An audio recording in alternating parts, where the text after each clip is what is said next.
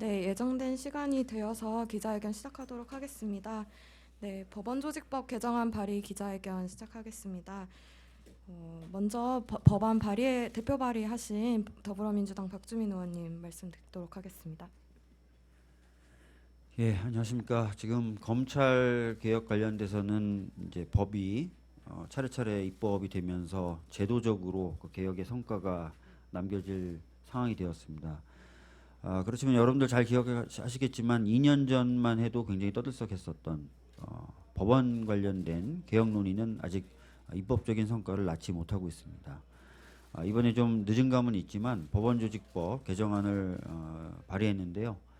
법원이 좀 더 수평적인 시스템으로 바뀌어서 법원 내부에서 여러 가지 압력이라든지 이런 것들이 작용하지 않도록, 그래서 사법농단이 재발되지 않도록 하는 그런 법안입니다. 이 법 반드시 좀 통과를 시켜서 이번 20대 국회 내에서 검찰개혁뿐만 아니라 법원개혁에도 성과가 나올 수 있도록 노력하겠습니다.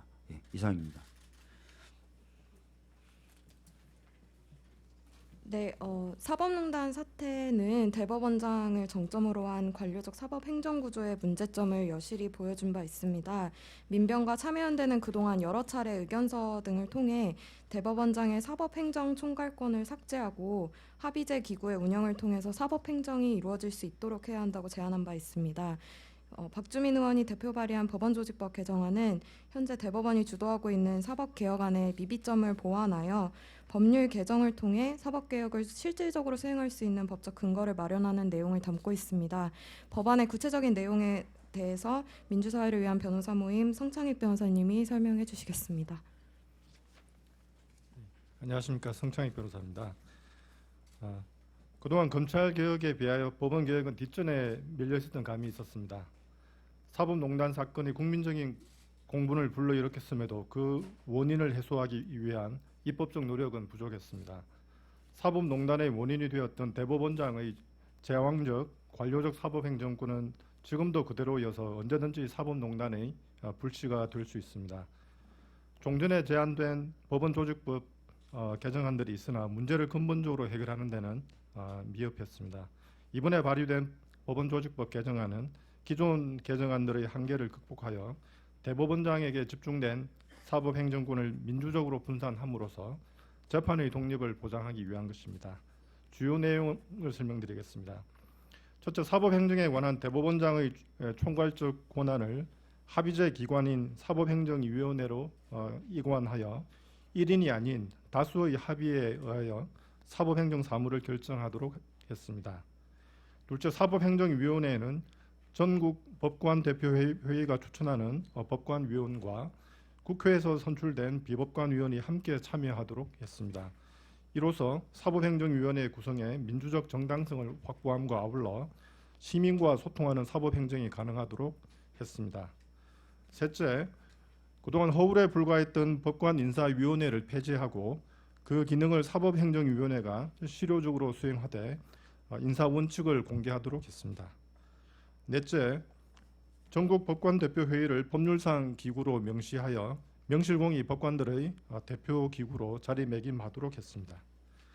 다섯째, 사법농단의 진원지였던 법원행정처를 폐지하고 사법행정위원회 산하에 순수한 집행기구로 사무처를 설치하는 것으로 했습니다.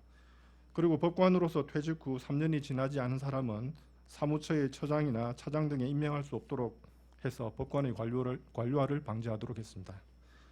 마지막으로 고등법원 부장판사 제도를 폐지하고 지방법원 합의부에도 부장판사를 반드시 둘 필요가 없도록 하여 개청적 법관 인사구조를 개선하도록 했습니다.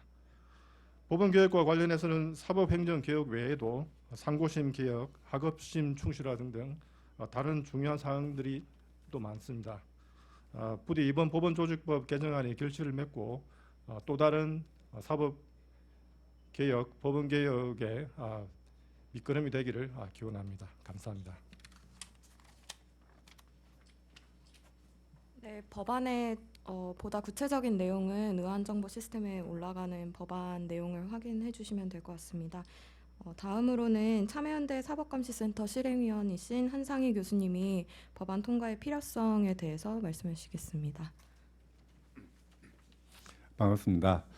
참여연대 사법감시센터 실행위원을 맡고 있는 건국대 법전원의 한상희 교수입니다.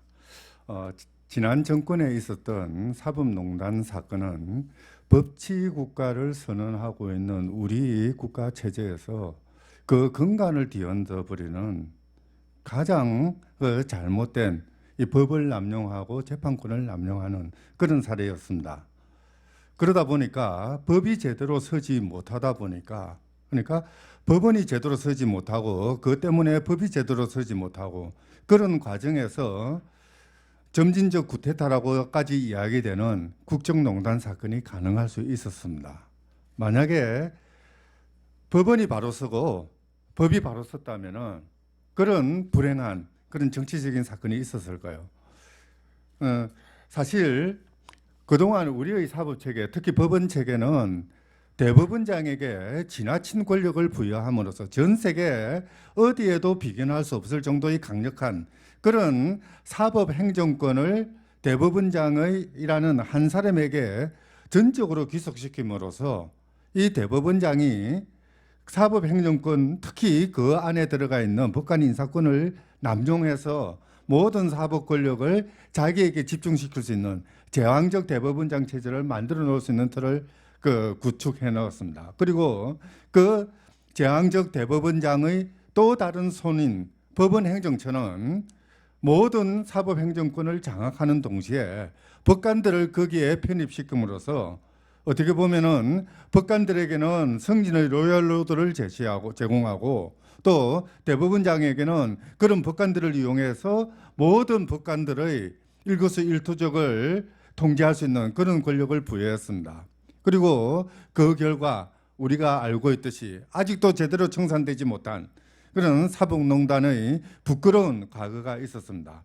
이번 법원조직법은 그런 잘못된 관행들을 척결할 수 있는 대법원장에게 1인에게 집중되어 있는 사법행정권을 국민에게 되돌려줌으로써 민주적인 거버넌스 체제를 마련함으로써 사법행정이 보다 민주적이고 보다 합법적으로 이루어질 수 있도록, 그리고 그걸 바탕으로 해서 사법권의 독립이 보다 확실하게 보다 제대로 보장될 수 있는 틀을 마련하고자 합니다. 실제 이런 방안들은 김명수 대법원장 체제가 들어서면서 사법제도 발전위원회라든지 또는 그 소속되어 있던 추진단에서 이 사법행정위원회와 같은 민주적인 거버넌스 체제를 마련하겠다는 약속도 있었고 그에 상응하는 법률 안도 제시되었습니다마는 이것이 제대로 이행되지 못했습니다. 뭐 여러 가지 사정이 있었던 것 같긴 합니다만은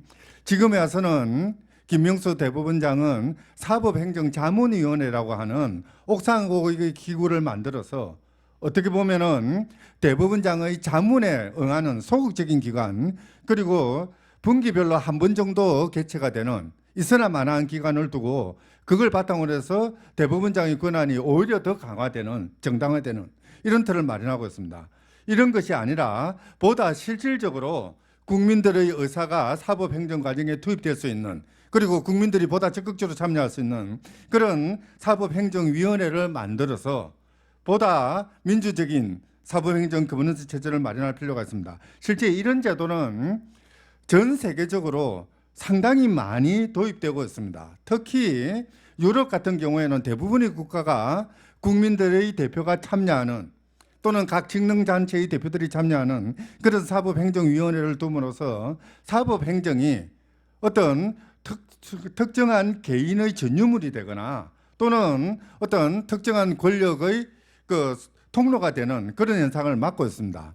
특히 프랑스나 이탈리아와 같은 남구형의 사법행정위원회 같은 경우에는 그 자체가 사법권의 독립, 재판의 독립을 보장하기 위한 장치로서 도입되기도 합니다. 국민들과 더불어서 사법행정을 수행함으로써 국민들의 감시와 견제 속에서 어떤 정치 권력이라든지 잘못된 권력이 재판에 개입하는 것, 법관의 양심에 따른 재판을 영향을 주는 것 이런 것들을 차단하는 그런 장치들을 마련하고 있습니다. 그리고 더 나아가서 사법행정이라든지 또는 어떤 사법이 이루어지는 과정이라든지 이런 것들에 대해서 국민들에게 책임을 지는 어카운터빌리티를 확립하는 그런 장치들로 이용하고 있는 것이 사법행정위원회입니다. 바로 이 사법행정위원회를 우리도 도입하자. 그래서 사법행정 과정에 법관의 대표가 되버려서 국민의 대표가 들어가서 민주적으로 운영하자라고 하는 것이 이번 법원조직법 개정안의 가장 핵심적인 내용입니다.